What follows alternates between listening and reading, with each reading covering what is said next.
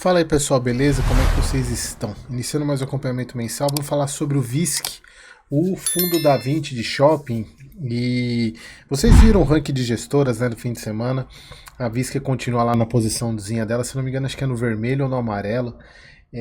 Mas no caso do VISC e do VILG eu vejo que há uma luz no final do túnel para esses dois fundos, que na minha visão o VILG, de fato, para mim é o melhor fundo da VISC, né, da 20, e o VISC fica ali logo atrás. Mas vamos lá, mais um mês aí acompanhando o nosso querido VISC 11, relatório agora de outubro de 24. Amassado, acho que até mais do que os outros. Eu acho que aqui carrega muito o peso da gestora, tá? Essa diferença entre o valor de mercado e o valor patrimonial. Se a gente for pegar aqui, deixa eu ver quanto que tá o VISC hoje.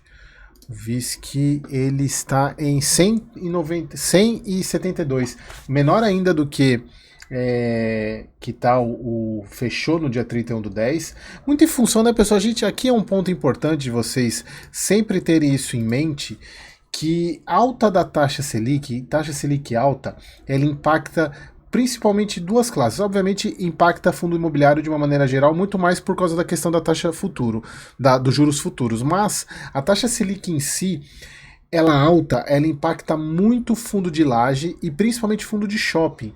Porque fundo de shopping, ele tem a característica de varejo, ele tem a característica de compras, das pessoas comprarem. E para se fazer um crediário, você comprar parcelado, as compras ficam mais caras, porque o juro fica mais alto. E a taxa Selic é ela que regula esses juros de curto prazo. Então, para shopping, fica muito mais complicado e é por isso também que os fundos acabam caindo. Mas se a gente for ver, inclusive o VISC e outros shoppings, os indicadores de operacionais, tanto o NOI, crescimento de vendas por metro quadrado, eles vêm aumentando. Primeiro o fundo pagou 80 centavos em linha com o semestre, o mês passado, 25 centavos por cota. Crescimento do NOI caixa versus 2023, 8,9. A gente vai falar um pouco isso, vendas por metro quadrado, comparando o mês de setembro em relação ao mesmo período. Porém vocês vão ver que tem um ponto que eu quero, aprendizado, né, acadêmico para vocês daqui a pouco. Uma parte de comentário a gente vai passar, porque a gente já viu isso em outros fundos. Em relação aqui, pessoal, é outro ponto interessante. Isso, se vocês observarem, isso está padrão em todos os fundos de shopping. Nenhum deles gera o resultado sem ter não recorrente. Não gera o resultado que eles estão pagando. Isso é normal, tá, pessoal? Isso é normal para shopping.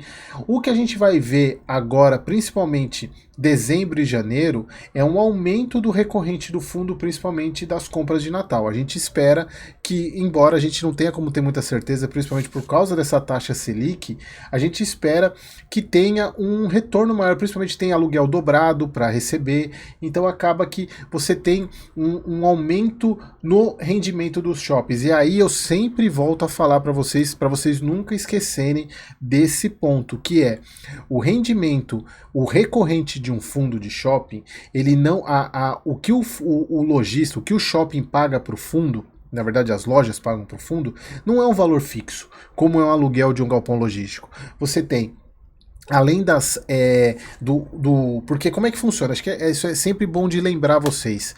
O que uma loja paga de aluguel para o shopping é um valor base, um valor mínimo, mais um variável em função das vendas que aquela loja teve.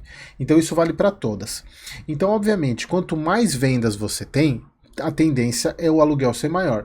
E também a tendência é quanto mais ocupação você tiver no shopping, olha o joinha aqui, quanto mais ocupação você tiver no shopping, mais outros geradores de renda no shopping propiciam um aumento na receita, ou seja, porque a receita de um shopping não é somente aluguel, você tem estacionamento, você tem as marketing lá tem aquelas lojinhas do meio do shopping, você tem o praça de alimentação, você tem as maquininhas de urso, você tem um monte de coisa que gera receita. Então, obviamente, quanto mais você tem de receita para o shopping, maior isso. E aí é um ponto importante, porque vendas não tem a ver com estacionamento, por exemplo. Quem captura isso é o NOI.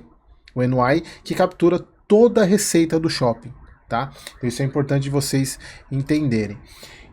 Então, olha só, o NOI apresentou um crescimento de 8,2 em comparação entre o mês de setembro de 24. Lembrando, pessoal, que esse relatório é de novembro, com o competência outubro, porém os indicadores operacionais são de setembro. Isso é normal em todos os relatórios de shopping, tá? É sempre os indicadores são sempre 2 meses antes da publicação dos dados.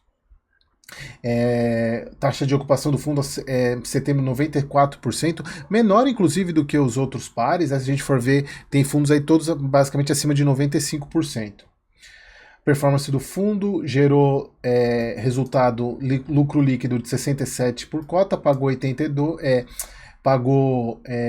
não, 82? Ah, não, a parte de resultado do shopping, desculpa. E aqui que é o rendimento, né? 80 gerou 67, pagou 80, usou 13 centavos e tem 35 centavos de reserva. E aqui, pessoal, o guidance do fundo continua sendo entre 81 até o final do ano, tranquilo para ele pagar. Se a gente for ver, tem mais 2 meses para ele pagar.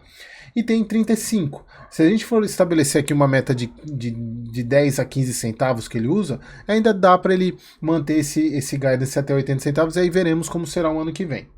Tá? Então aqui o guidance do fundo é 1 a 0,80.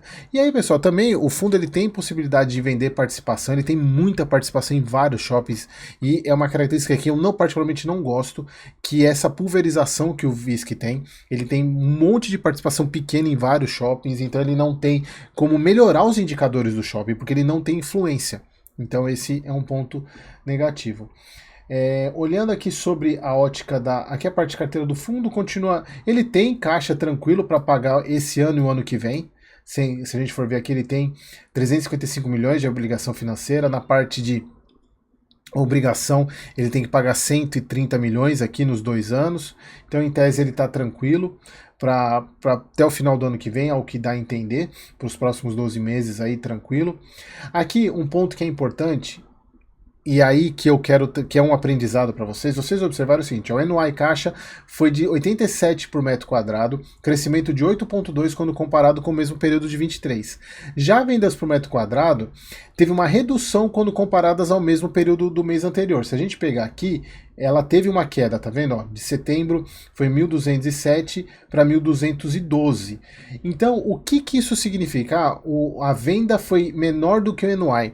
Significa que nesse período comparado com o mês anterior, quem mais influenciou a receita do fundo não foram as lojas, e sim todo o outro restante. Porque se você tem um NOI positivo e um vendas negativo, significa que a composição do resultado do fundo veio mais de estacionamento, veio mais de praça de alimentação, veio de cinema, veio de maquininha de urso, porque tem muita gente que perde dinheiro em maquininha de urso, eu sou um deles. Então, se vocês observarem, isso aqui é educativo. Falar, poxa, a venda foi negativa, mas o NOI foi positivo. Exatamente por isso, porque lembrando, o NOI é uma composição de receita do shopping. É venda, estacionamento, shopping e entre outros. Então, se a venda, que a parte de lojas foi negativa, é que o restante está dando conta do recado. Isso é bom, porque mostra que tem capacidade, e o ruim é que precisa, obviamente, ter venda, está muito relacionado, inclusive, com taxa de juros também. Tá? Então, acho que era isso que eu queria trazer para vocês. É isso aqui que eu falo, né? Ele tem muita participação pequena em shoppings, né? Então, ele não tem poder nenhum sobre de mudar por exemplo, as políticas do shopping. Ele não tem esse tipo. Se a gente for ver aqui, ó, 70% é minoritário e 69% minoritário e 30% ele tem controle. Então, 70% do portfólio ele é passageiro. Ele não tem o que fazer, ele tem que contar com que os administradores do shopping, outros fundos, ou, por exemplo, o próprio Paralela, que é do HSML, ele tem que contar que o fundo, que o outro administrador faça um bom trabalho. E ele não tem o poder de chegar lá e mudar alguma coisa. Isso eu não gosto. Não gosto dessa postura, desse tipo de estratégia, tá? Embora o VISC ele venha trazendo bons resultados aí, mas não é um fundo que me agrade. Beleza, pessoal? Então espero que vocês tenham gostado e até o próximo vídeo.